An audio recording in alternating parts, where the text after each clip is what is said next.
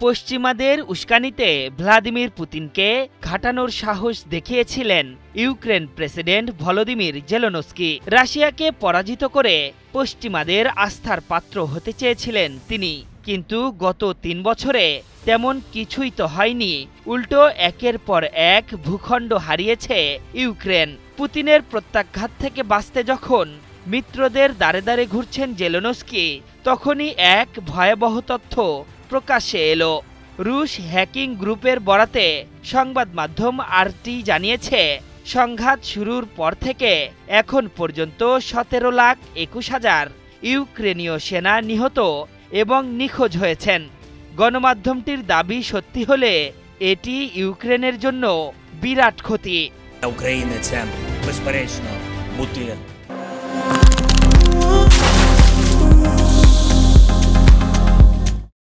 বুধবার এক প্রতিবেদনে সংবাদ মাধ্যম আরটি জানিয়েছে, ইউক্রেনের জেনারেল স্টাফের ব্যক্তিগত কম্পিউটার ও স্থানীয় নেটওয়ার্ক হ্যাক করে রাশিয়ার হ্যাকিং গ্রুপগুলো। এরপর সেখান থেকে অসংখ্য গোপনীয় তথ্য সংগ্রহ করে তারা। হ্যাক করার তথ্যে নিহত সেনাদের নাম, তাদের মৃত্যু বা নিখোঁজ হওয়ার স্থান লিপিবদ্ধ করা হয়েছে।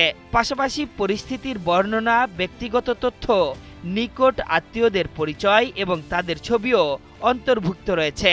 এসব তথ্য হাতে আসায় যুদ্ধে অংশ নেয়া পরিবারের সদস্যরাও এখন রুশ বাহিনীর লক্ষ্যবস্তুতে পরিণত হতে পারে বলে আশঙ্কা করছেন বিশ্লেষকরা। সংবাদ মাধ্যমটি জানিয়েছে, ২০২২ সালে সংঘাত তীব্র হওয়ার পর থেকে ১৭,২১,০০০ সেনা হারিয়েছে কিয়েভ।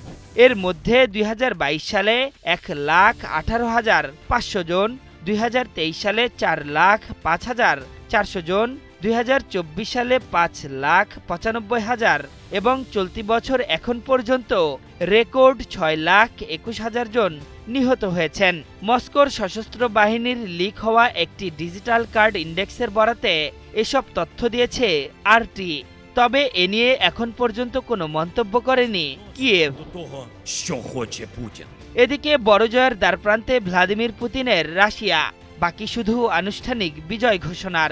এই পরিস্থিতিতেও মৃত ইউক্রেনকে নিয়ে লড়ে যাচ্ছে ইউরোপীয় মিত্র দেশগুলো, সাথে আছে ডোনাল্ড ট্রাম্পের আমেরিকাও। মিত্রদের সর্বশক্তি নিয়েও পুতিন বাহিনীর সাথে কিছুতেই পেরে উঠছে না জেলেনস্কি। শেষ পর্যন্ত অনেকটা বাধ্য হয়েই পুতিনকে বিজয়ী ঘোষণা করতে মনস্থির করেছেন ডোনাল্ড ট্রাম্প। দীর্ঘ ৩.৫ বছরের বেশি সময় ধরে চলা যুদ্ধ বন্ধ করতে ইতোমধ্যে পুতিন, জেলেনস্কি ও ইউরোপীয় ইউনিয়নের নেতাদের সাথে আলাপ সেরেছেন ডোনাল্ড ট্রাম্প। এর মধ্যেই ইউক্রেন বাহিনীর ভয়াবহ এই তথ্য ফাঁস হলো। আশরাফুল ইসলাম, ৭১।